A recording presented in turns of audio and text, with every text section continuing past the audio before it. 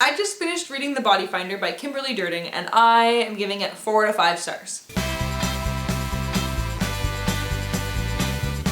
The Body Finder is about a girl named Violet who has just started grade 11, and ever since she was like 6 years old or something, she has been able to detect death.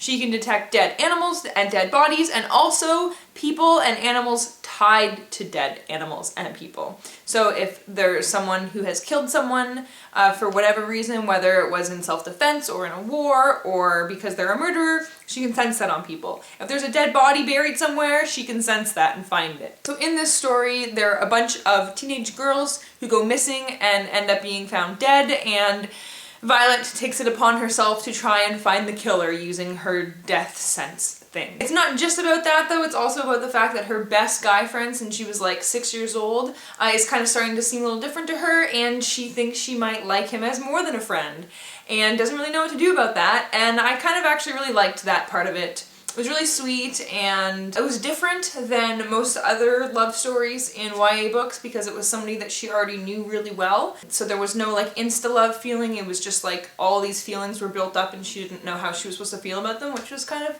different and refreshing, and I liked that. It also has chapters in the point of view of the killer. So if that's something that bothers you, I mean, it bothered me a little bit when I was reading it because he kidnaps like 13 and 14-year-old girls and they're obviously not enjoying it, and then he kills them and buries them, and it's a little disturbing to read about. So just a little warning in case that's something that would really bother you. But they are short chapters, they're usually never longer than 2 pages, so it's not like it's super descriptive or detailed, but you do read about the killer. It's kind of creepy. It was well done though, I mean that's probably what she was going for, so that was good. It was really suspenseful.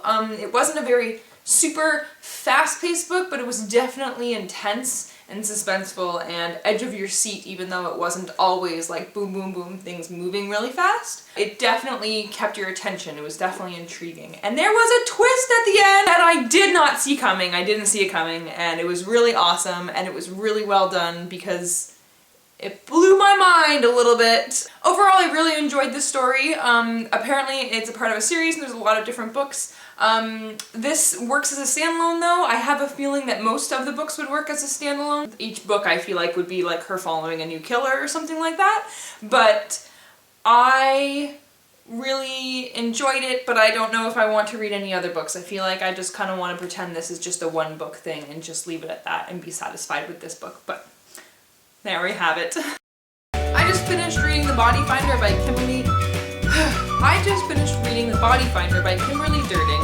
Blech. And I gave it 4.5. People, but also people died